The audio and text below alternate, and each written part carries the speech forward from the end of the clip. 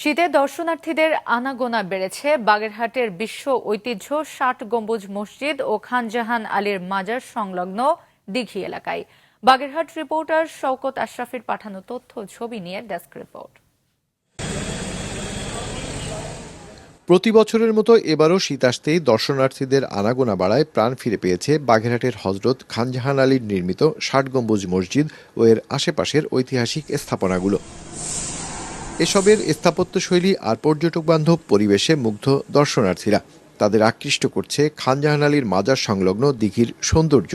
থেকে ঠাকুরগাঁও পীরগঞ্জ থেকে একটু পরিবার পরিজন নিয়ে একটু সময় কাটানোর জন্য বা একটা সুন্দর নিদর্শন জায়গা দেখানোর জন্য আজকে এই জায়গায় উপস্থিত হয়েছি।